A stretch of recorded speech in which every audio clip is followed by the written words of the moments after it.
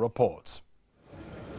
Outside this morning's press conference, a stark display of firepower by armed police. It's something which couldn't be further removed from the old image of the British Bobby, but something that many fear will soon become everyday, not just in London, but all over the country. The Metropolitan Police Commissioner, announcing a whole new package of measures to protect the police, had one overriding explanation. And having had 2 officers murdered, 2 shot and several savagely stabbed in the last year, I'm not prepared to ask them to carry out their job without better protection. And I think what today is about is giving them a measured, sensible package of safety, but still maintaining the best traditions of British policing. One of the killings he referred to was that of PC Patrick Dunn, a community bobby in Clapham, South London.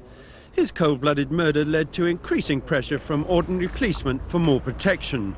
And on Wednesday, the Police Federation were about to launch a major campaign for more guns.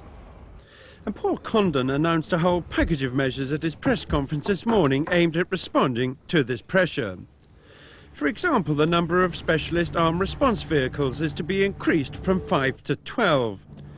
It will become much easier for officers to get permission to use the powerful machine guns which are locked at present in special metal boxes in the back of the cars. The officers who man these cars will now also be able to carry handguns openly on their belts 24 hours a day and not need permission to draw them. The Commissioner's package will also include the testing of bullet and stab-proof vests in 10 police stations around London, and the use of new acrylic batons immediately, and the testing of new and longer 24 and 26-inch batons, as well as the testing of a new pepper gas spray which will disorientate but not cause permanent harm. Today's measures received a cautious welcome from the Police Federation, but with an important qualification. We've got to look at other means before firearms, which could be the pepper sprays, the mace or the CS gas. Things that we could carry which would disable violent criminals and not fatally wound them.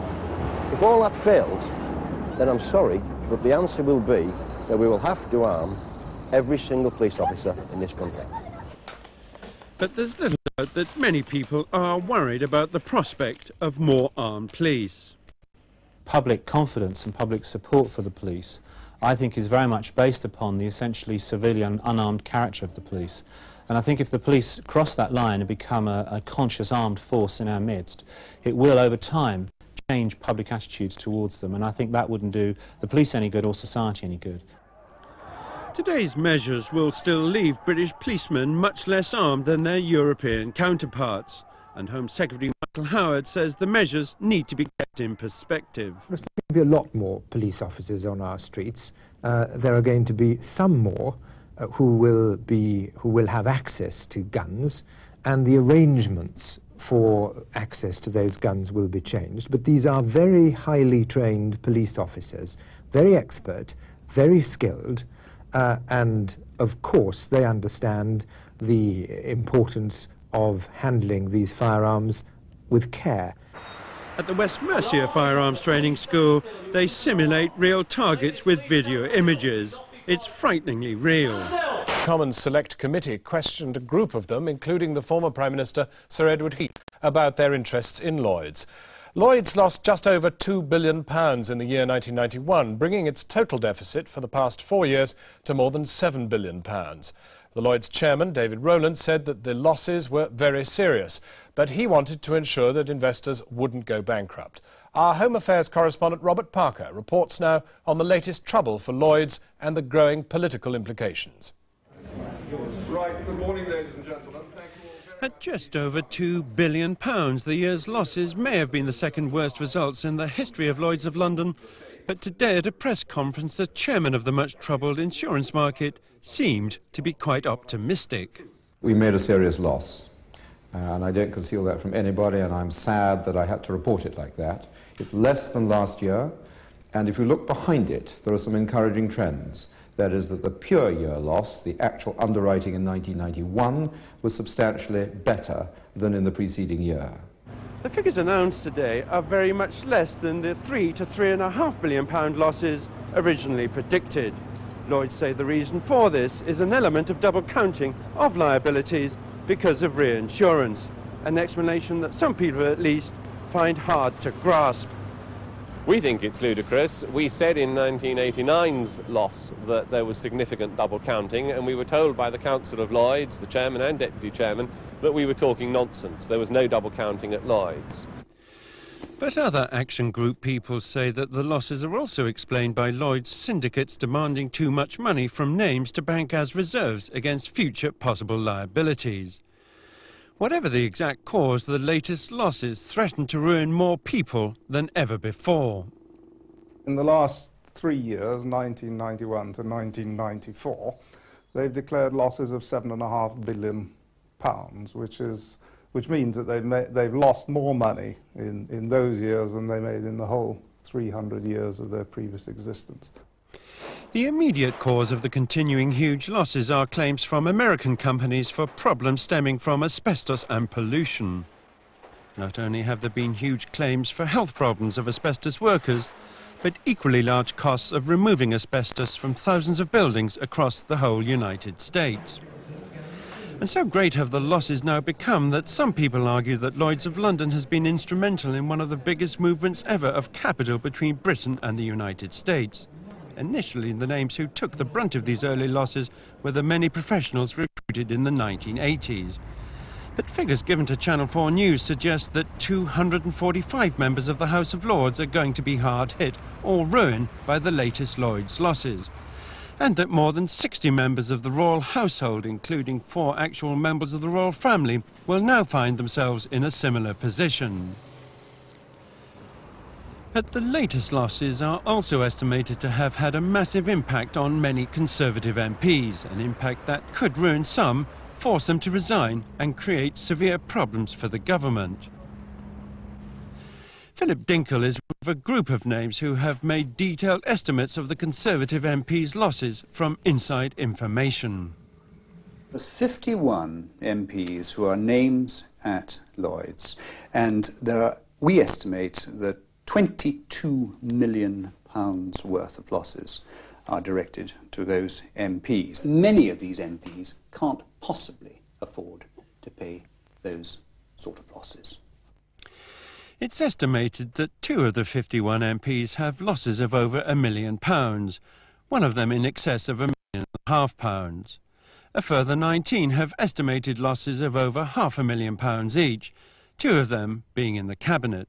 And according to the calculations, the average loss of each of the 51 MPs is just over £400,000.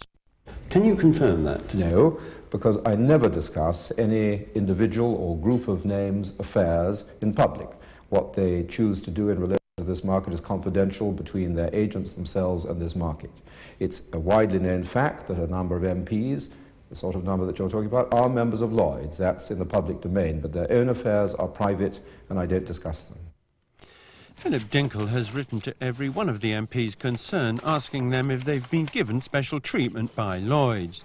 The 12 or so who've replied so far all deny any such thing. The MPs, apart from some honourable exceptions, have been curiously silent about this debacle. But the Labour MP Peter Haynes claims that some kind of deal has been done. I'm convinced, having had calculations made by a former Lloyds underwriter of the individual MP's losses, that there is some cover-up going on here because it suits the government and it suits Lloyds not to have any MP being made bankrupt. There is no question or possibility of us dealing with names other than even-handedly across the whole society. There is certainly no question of any private arrangement with any group of names. We deal with everybody in the interest of the society, and I think it's grotesque nonsense that this story is actually running. It is just not true. Although Lloyd seemed to be quite...